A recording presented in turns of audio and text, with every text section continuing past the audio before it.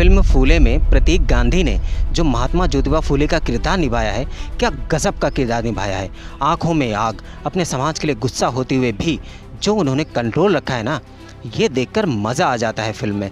और पत्रलेखा जी ने जो सावित्रीबाई फूले की भूमिका अदा की है, ऑस्कर मिलना चाहिए। एक बात से आप लोग बिल्कुल एग्री करेंगे कि पत्रलेखा ने जो एक्टिंग की है, जो उनके चेहरे में सौम्यता है, इतना क्रोध होने के बावजूद, इतना सब कुछ झेलने के बावजूद उनके ऊपर गोबर फेंका गया और भी न जाने क्या क्या किया गया होगा। वो तो हर चीज़ तो फिल्म में दिखाई नहीं जा सकती, लेकिन इसके बावजूद उनके चेहरे पर जो शांति है, जो कंट्रोल है, जो अपने मिशन के लिए वो फोकस्ड हैं, ये देखकर हर किसी लड़की को या महिला को सीखना चाहिए सिर्फ एक एक्ट्रेस से। तो जो एक्चुअल में सावित्रीबाई फूले होंगी, उनसे क्या सीख सकती हैं लड़कियां या महिलाएं? इतिहास पढ़ना चाहिए उसके लिए, फिल्म नहीं। इन दोनों कैरेक्टर्स ने बहुत गजब का काम किया है। अगर आप लोगों ने ये फिल्म देख ली होगी तो मेरी बातों से पूरी तरह एग्री कर रहे होंगे आप लोग, है कि नहीं। आजकल के लोग किताबें तो पढ़ते नहीं, सारा इतिहास या तो यूट्यूब पर देख लेते हैं या फिर गूगल पर आर्टिकल्स पढ़ लेते हैं।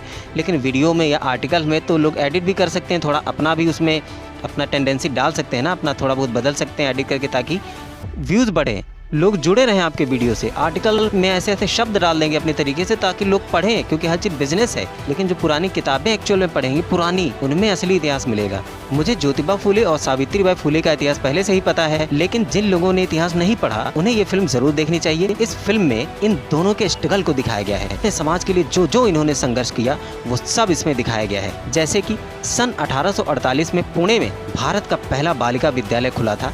आप में से बहुत सारे लोग जानते भी होंगे ये बात। उस बारे में भी इस फिल्म में दिखाया गया है। स्कूल खोलते वक्त फूले को उच्च जातियों ने मारा पीटा भी था, ये भी दिखाया गया है उस फिल्म में। अब बहुत सारे लोगों को ये लगता है कि ये फिल्म सिर्फ जाति पर आधारित है, लेकिन नहीं, जाति से ज्यादा ये फिल्म लिंग पर आधारित है। पुरुष और महिला के बीच लिंग के भेदभाव को लेकर ये फिल्म ज्यादा है। लेकिन कुछ लोग इसे सिर्फ जातिवाद को लेकर उकसा रहे हैं समाज को। सावित्रीबाई फूले से पहले महिलाओं को पढ़ने का अधिकार नहीं था, फिर वो चाहे किसी भी जाति की ही क्यों ना हो। एक अकेली महिला ने अपने पति के साथ मिलकर क्या क्या स्ट्रगल किया, तब जाकर आज लड़कियां भारत में पढ़ पा रही हैं। तो ये सुनने में कितना नॉर्मल लग रहा है ना, क्योंकि हर लड़की स्कूल जा रही है, बहुत कॉमन लग रहा है। ज्यादा फिल्म देख के हल्का इमोशन हो जाएंगे, लेकिन एक्चुअल में उस समय को कोई भी आज फील नहीं कर सकता है, क्योंकि इतनी चेतना, कॉन्शियसनेस बची ही नहीं। तो खैर, यही सारा संघर्ष उस फिल्म में दिखाया गया है। इस फिल्म में फातिमा शेख को भी दिखाया गया है, जो भारत की पहली मुस्लिम महिला टीचर थी। फातिमा शेख ने भी ज्योतिबा और सावित्री बाई फूले के साथ मिलकर शिक्षा के अधिकार के लिए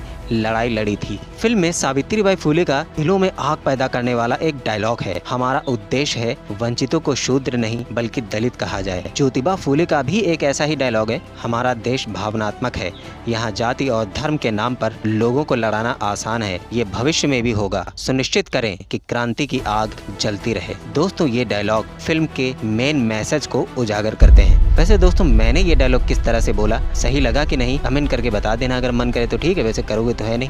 फिल्म के रिलीज से पहले ही विवादों ने इसे घेर लिया था। महाराष्ट्र के कुछ ब्राह्मण संगठनों ने आपत्ति जताई कि फिल्म में ब्राह्मण समुदाय को गलत तरीके से चित्रित किया गया है। उनका कहना है कि एक दृश्य में, यानी एक सीन में, एक ब्राह्मण बालक सावित्रीबाई पर कीचड़ फेंकता है, गोबर फेंकता है, जो ऐतिहासिक तथ्यों के बिल्कुल अपोजिट है। लेकिन उनका दावा है कि एक्चुअल में एक ब्राह्मण व्यक्ति ने फूले दंपत्ति को स्कूल खोलने के लिए जगह दी थी, जमीन दी थी। क्या इस बात में थोड़ी सी भी सच्चाई है? ये बात तो बता ही देना कमेंट में, या ये भी नहीं मालूम। शायद आप लोगों को पता ही होगा कि ये फिल्म 11 अप्रैल को रिलीज होने वाली थी, लेकिन फाइनली 25 अप्रैल को रिलीज हुई है। इसके पीछे बहुत सारे रीजंस है, जो अभी भी ऊपर मैंने आपको बताया। उन्हीं सब आपत्तियों के चलते सेंसर बोर्ड ने फिल्म में कुछ बदलावों की मांग की, जैसे कि जाति व्यवस्था से संबंधित वॉइस ओवर और कुछ डायलॉग या कुछ सीन भी हटाए गए। इसी वजह से फिल्म की रिलीज 11 से 25 कर दी गई। बहुत सारे सीन काटे गए, एडिट किए गए, तो इन सब में टाइम तो लगता ही एडिट करने में, ठीक है, जो लोग एडिटर होंगे पता होगा उन लोगों को। तो अब बात कर लेते हैं एक्टिंग की। हालांकि एक्टिंग के बारे में थोड़ा ऊपर बता ही चुका हूँ, उससे आप समझ गए होंगे। प्रतीक गांधी ने ज्योतिबा फूले की भूमिका में गहराई और संवेदनशीलता लाई है, जबकि पत्रलेखा ने सावित्रीबाई फूले के संघर्षों को और दृढ़ता को प्रभावशाली ढंग से पेश किया है। दोनों ने अपने अपने कैरेक्टर्स के साथ पूरी तरह से न्याय किया है। दोनों कलाकारों ने अपने पात्रों में जान डाल दी है, जिससे दर्शक उनके साथ जुड़ाव महसूस करते हैं। है कि नहीं। तो अब बात करते हैं म्यूजिक और सिनेमेटोग्राफी की, ये जानना बहुत जरूरी है दोस्तों। ये जल्दी जल्दी बता देता हूँ, फिर इसके बाद जो बताऊंगा वो सुनकर आप सबकी रूह कांप जाएगी। बहुत नई चीज आपको जानने को मिलेगी, फिर वो चाहे किसी भी जाति धर्म का हो या धरती पे भी चाहे ना रहता, उसको भी जानना चाहिए। ठीक है, तो चलो, फिल्म का म्यूजिक रोहन रोहन की जोड़ी ने तैयार किया है, जो फिल्म की भावनात्मक गहराई को बढ़ाता है। और भाई साहब, इस फिल्म की सिनेमेटोग्राफी तो इतनी कमाल की है कि जब आप फिल्म देख रहे होंगे तब आप 19वीं सदी में चले जाएंगे। मानना पड़ेगा सिनेमेटोग्राफर को और इस फिल्म के डायरेक्टर को, बहुत गजब का काम किया है उन्होंने। मतलब इन लोगों ने ओवर नहीं किया, ये सबसे अच्छी चीज है। क्योंकि कुछ लोग पुराना दिखाने के चक्कर में बहुत झिलमिल वाले डाल देते हैं तो फिल्म समझ में ही नहीं आती। कुछ लोगों का कहना है कि फिल्म में बहुत बढ़ा चढ़ा कर दिखाया गया है, हर चीज सच नहीं दिखाई गई। लेकिन जो बड़े बड़े क्रिटिक्स हैं,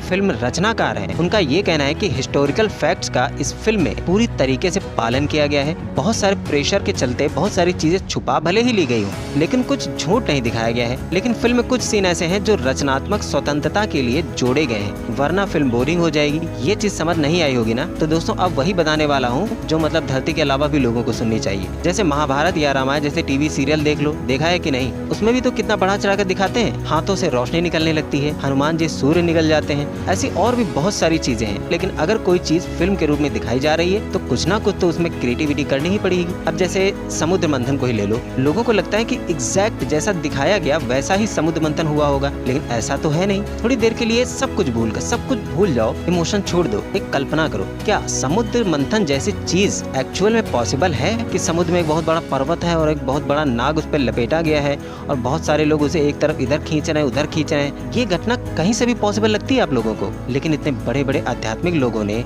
शास्त्रों, पुराणों या ग्रंथों में लिखा भी है ये सब चीजें, तो ये झूठ भी नहीं हो सकता है कि नहीं? तो ये झूठ भी नहीं है। ना हनुमान जी का सूरज निकलने वाली बात झूठ है, ना समुद्र मंथन वाली, ना नबी साहब ने 2 चांद के टुकड़े कर देने वाली बात जो कुरान में लिखी है वो झूठ है। कुछ भी झूठ नहीं है, ये सब सच है। लेकिन इन सब का एग्जैक्ट वही मतलब नहीं है जो लिखा हुआ है या चित्रित किया गया है या फिल्मों में जो आप लोग देख लिया, टीवी सीरियल में देख लिया। ये सब प्रतीक के रूप में है। इन सब घटनाओं का कोई दूसरा अर्थ है तो समुद्र मंथन का जो असल मतलब है वो ढूंढने की कोशिश कीजिए। दुनिया में 2 तरीके के लोग हैं, कुछ लोग पुरानी चीजों को गलत ठहराने लगते हैं और दूसरे तरीके के लोग कैसे हैं, जो अंधभक्तों की तरह उसे एग्जैक्ट वैसा ही मानकर बैठ जाते हैं। लेकिन ये दोनों ही लोग ही गलत हैं। सारी चीजें प्रतीक के रूप में है, उनका कोई गहरा मतलब है। और थोड़ा आसान भाषा में समझा देता हूँ। जैसे प्रेजेंट टाइम का एक गाना ले लेते हैं, ठीक? तुम जो कह दो तो चांद तारों को तोड़ लाऊंगा मैं। तो सोचो अगर यही गाना आज से 1 लाख साल बाद हड़प्पा की खुदाई में उन लोगों को मिले जो 1 साल बाद होंगे, तो उन्हें तो यही लगेगा ना कि कलयुग के लोग भैया बहुत चमत्कारी होते थे, वो लोग अपनी महबूबा के लिए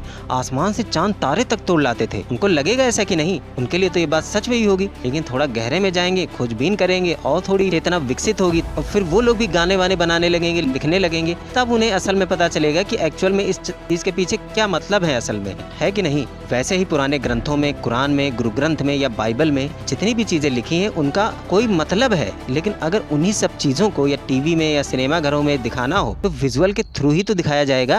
तो बस वैसे ही कुछ सीन इस फिल्म में भी जोड़े गए हैं, लेकिन झूठ कुछ भी नहीं है। अगर आपने इतिहास पढ़ा होगा और फिल्म भी देखी होगी तो आपको क्लियर हो पाएगा कि इस फिल्म में कुछ झूठ है या नहीं, या फिर सोशल मीडिया पे देख के बस एक दूसरे के कमेंट पोस्ट लड़ते रहो। तो दोस्तों, फिल्म फूले केवल एक बायोपिक नहीं है, ये आज के समय के लिए एक मैसेज है। ये हमें याद दिलाती है कि जाति और लिंग भेदभाव आज भी मौजूद है और हमें फूले दंपत्ति की तरह इनसे लड़ने की प्रेरणा लेनी चाहिए। अगर आप इतिहास, समाज सुधार और प्रेरणादायक कहानियों में इंटरेस्ट रखते हैं तो ये फिल्म आपके लिए है। हालांकि विचारों के चलते ये जरूरी है कि आप फिल्म को एक खुले मन से देखें। लेकिन लास्ट में एक चीज और कहना चाहूंगा, इस तरह की जब फिल्में आती है ना तो समाज में एक अलगाव पैदा होता है, लोग आपस में ही लड़ने लगते हैं, घृणा पैदा होती है। जो दलित समाज के लोग होते हैं उनके अंदर ब्राह्मणों के लिए घृणा पैदा हो सकती है इस फिल्म की वजह से। इसी वजह से ब्राह्मण भी इस फिल्म को रोकने में लगे हुए हैं। लेकिन मैं आप सब लोगों से सिर्फ एक बात कहना चाहूंगा कि जो भी उस समय हुआ वो सारी चीजें आप में से किसी ब्राह्मण ने तो की नहीं, वो सब तो मर गए, तो आपको बुरा मानने की क्या जरूरत है? आप लोग में से जो भी ब्राह्मण हैं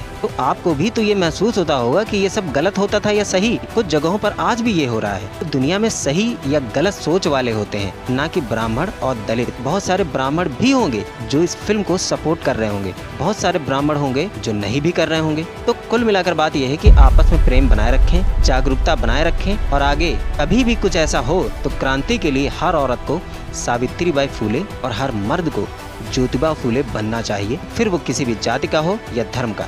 जैसे मान लो आगे चलकर दलित बहुत ही ऊपर उठ जाए और वो ब्राह्मणों पर अत्याचार करने लगे, अब क्या होगा? फिर 1000 साल बाद कोई ब्राह्मण समाज का एक क्रांतिकारी पैदा होगा, अम्बेडकर की तरह ब्राह्मण समाज का, फिर वो दलितों से बदला लेगा, वो भी फिल्में बनाएगा। तो अगर ये सब होता रहेगा तो ये हमेशा ही चलता रहेगा धरती पर। इसलिए पुरानी चीजें भूलकर एक नई शुरुआत करनी चाहिए। सबको समानता का अधिकार मिलना चाहिए। मिलता हूँ नेक्स्ट रिव्यू के साथ। जय हिंद।